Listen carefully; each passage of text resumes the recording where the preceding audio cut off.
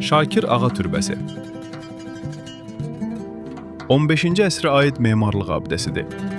Abidənin kitabəsində onun 1427-1428-ci illərdə Miriraxur Şakir Ağa İbn Mərhum Mürtəzanın sifarişi ilə inşa edildiyi qeyd edilmişdi.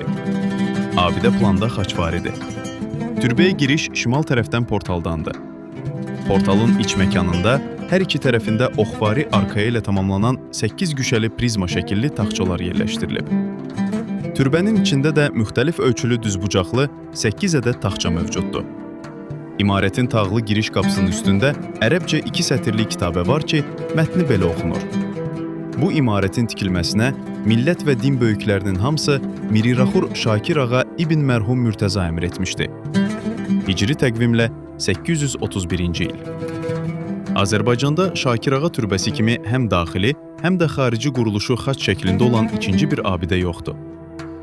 Giriş alçaq oxvari tağ ilə tamamlanan qapıdandır. Qapı üstü tağ bütöv bir daşdan yonulub. Daşın üst səthi isə bitki ornamenti ilə bəzədilib. Giriş dağ daşının üstündə 2 sətirli epiqrafik yazılı daha bir daş yerləşdirilib. Giriş və üstündəki yazı daşı profilli iri daş bloklarla çərçivəyə alınıb. 1918-ci ilin martında bir sıra Bakı kəndlərinin sakinləri, həmçinin Balaxanının əsasən iri sənayeçiləri, neft mədənləri sahibkarları, ziyalı insanları erməni silahlı dəstələrinin vəhşiliklərini qurban olub. Onlardan bir hissəsi də məhz Şakir Ağa türbəsinin divarının qarşısına düzülərək güllələnib.